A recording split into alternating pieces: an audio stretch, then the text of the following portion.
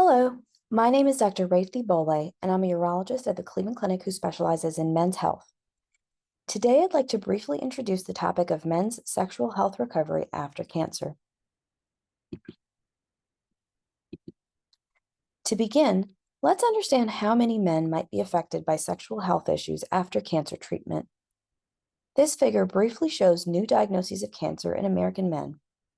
Many types of cancer and their treatments could affect sexual health, such as prostate cancer, colorectal cancer, bladder cancer, and others. Thanks to advances in modern medicine, these treatments are effective at curing cancer, leading to more and more cancer survivors every year. But our survivors may also face some big changes in their sexual health that they didn't anticipate. So, what are some of the changes that a survivor might notice after treatment?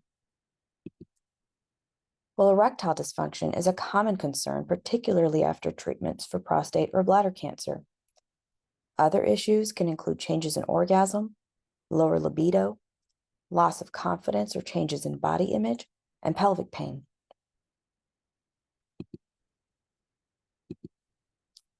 Specifically regarding erectile dysfunction, this is a problem that can impact someone's whole quality of life.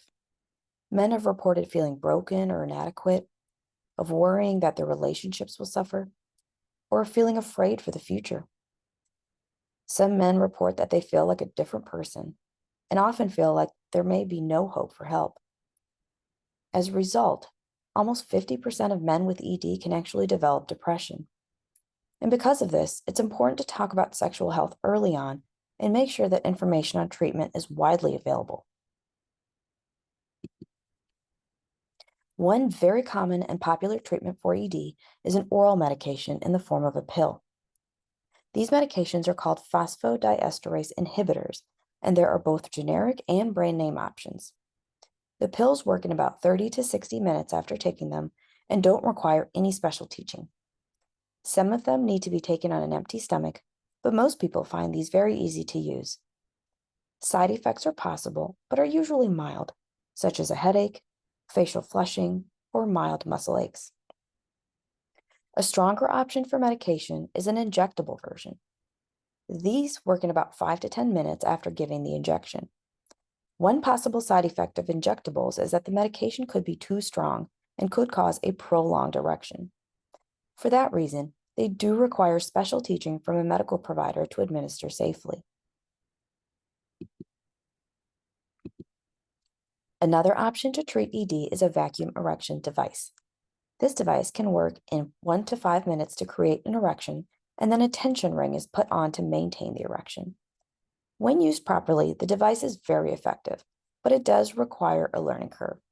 Luckily, there are multiple tutorials and videos available online for those interested.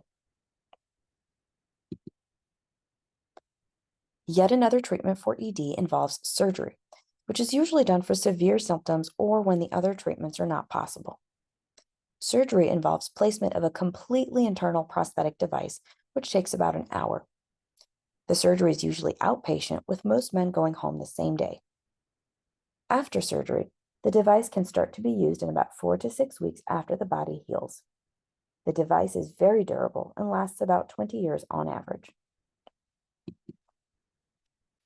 One tip that we often discuss with men undergoing pelvic cancer treatments, such as prostate surgery, is that after surgery, it's important to try and rehabilitate your sexual health.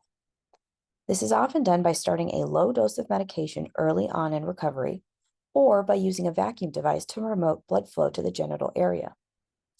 This can also minimize changes in size and length that can be noted after treatment. Apart from ED, other problems can include problems with ejaculation.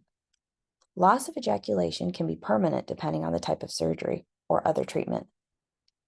This can affect not only future fertility, but also satisfaction with intimacy for some folks. In terms of treatment, from a sexual health standpoint, seeing a licensed sex therapist can be very helpful to try and regain satisfaction with intimacy. From a future fertility standpoint, loss of ejaculation would likely mean that assisted reproduction would be needed to have children, and this possibility should be discussed beforehand with your doctor. Another issue that could occur is pain in the pelvic or genital region. Treatments for this can vary and are typically multimodal, with help from multiple different specialists, depending on the type, location, and intensity of the pain. Common approaches are to use anti-inflammatories, numbing injections, and pelvic floor physical therapy with a PT specialist.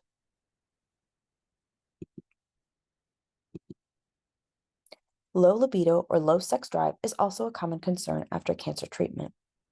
This could be for many reasons. It could be due to ongoing stress or anxiety about the cancer. For men who are single and dating, sex drive could be impacted by the stress of sharing a sexual health problem with someone new.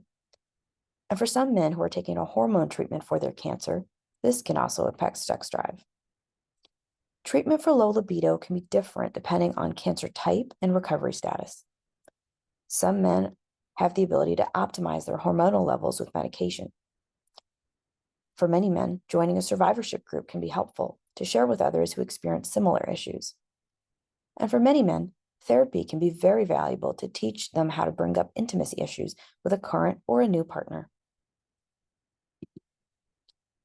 Speaking of partners, it's important to remember to focus on your partner. For some men, this may be someone you met after treatment, or for some men, this could be someone who's been with you through it all. Your partner could have their own separate worries about sexual intimacy. For example, some women experience pain with sex. Other partners may have health or mobility-related concerns. For women who have pain with sex, it's important to talk to a gynecologist, particularly if it's something that occurred post-menopause, as there are often treatments that can help. For those with mobility issues, sex therapists can also be very helpful to discuss other ways to make intimacy easier. And of course, being open and honest with your partner is very important to make sure that you're both on the same page about intimacy.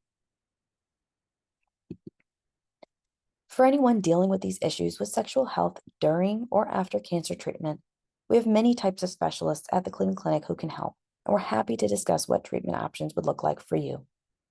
Thanks for listening.